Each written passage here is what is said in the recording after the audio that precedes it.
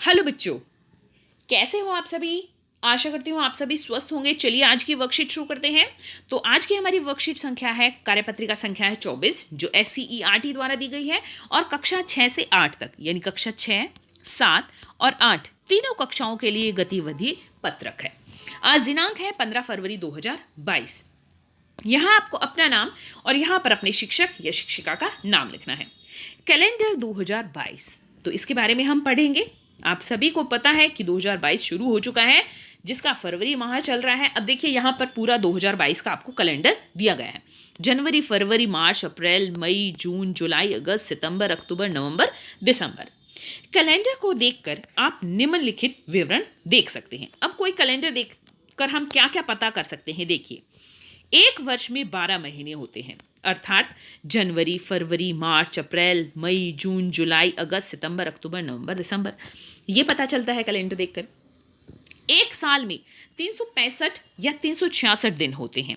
365 या 366 डेज होते हैं, वो हमें पता चलता है कैलेंडर से।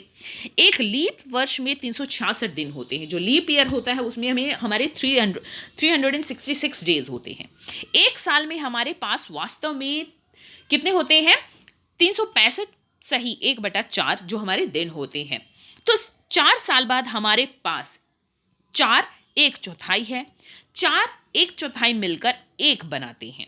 इस प्रकार एक चौथे वर्ष हमें एक दिन अतिरिक्त मिलता है। आप सभी को पता है कि जैसे 2012, 2016, 2020 और अब 2024, इनमें क्या होगा? अंतिम क्या हो, इनमें फरवरी में हमारे 29 दिन होंगे। ठीक है, अब देखिए यहाँ पर 29 दिन होंगे। अब इसमें हमारा ये वाला साल नहीं है 22, तो आप देख सकते हैं फरवरी में कितने दिन है? 28 दिन है।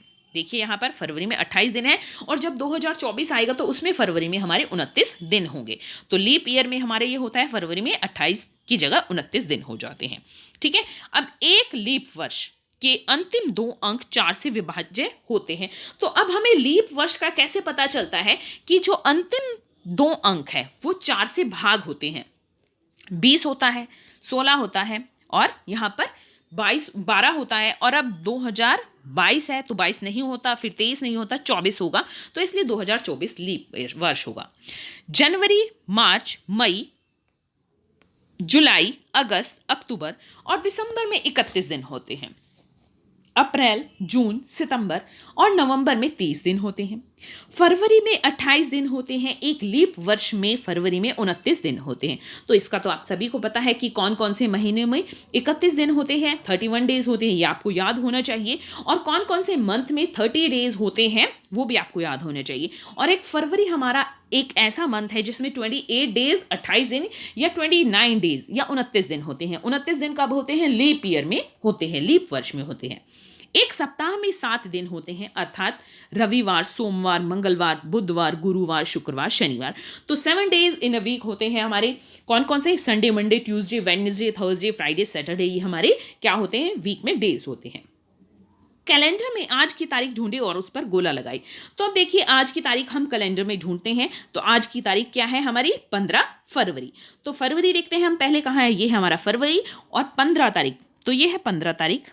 तो हम इस पर गोला लगा लेते हैं। अगला प्रश्न है, क्या है अगला प्रश्न?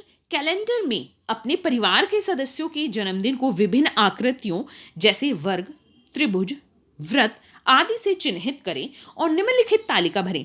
अब यहां पर आपको अपने परिवार के सदस्यों के नाम लिखने हैं। उनकी कौन सी जन्म की तारीख है, यानी 2 अगस्त, 15 सितंबर, जो भी तारीख है वो यहां पर लिखिए। फिर आपने जो आकृति भरी है, अब देखिए मैं यहां पर एक आपको करके दिखाती हूँ, बाकी आपको स्वयं करने हैं। जैसे यहां पर आप मान लिया आपके भाई का नाम है राम, वो लिख लिया। उसकी जन्म की तारीख हम मान लेते हैं 3 मार्च।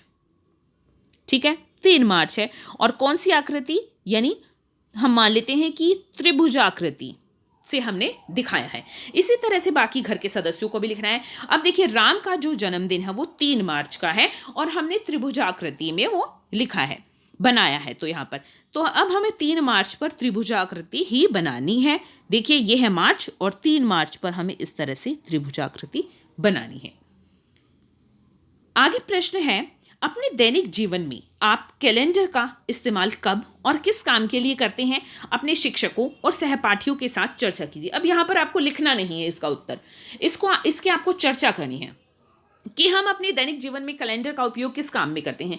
तो हम अपने दैनिक जीवन में कैलेंडर का काम किस काम के लिए करते हैं? कैलेंडर का प्रयोग दूध व अन्य सामानों का हिसाब रखने के लिए, और किसी सिलेंडर की तारीख के लिए, त्योहारों के लिए, और आप जैसे छुट्टियों के लिए भी कर सकते हैं कि कब कब की छुट्टी है, सेकंड सैटरडे कब है, या और कोई भी जन्मदिन के लिए, एनिवर्सरी के लिए। इस तरह से आप ये सभी चीज़ें हम किससे देखते हैं? कैलेंडर का प्रयोग करते हैं ये सभी देखने के लिए।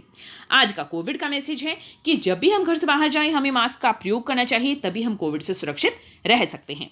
आज की ये वर्कशीट यहीं पर खत्म होती है। अगर आपको वीडियो पसंद आई है तो लाइक कर दीजिए, अपने फ्रेंड्स के साथ शेयर कीजिए और चैनल को सब्सक्राइब कर लीजिए ताकि आगे आने वाली वर्कशीट आपकी मिस ना हो। चलिए फिर मिलते हैं एक नई वर्कशीट के साथ, तब तक के लिए अपना ध्यान रखना। धन्यवाद।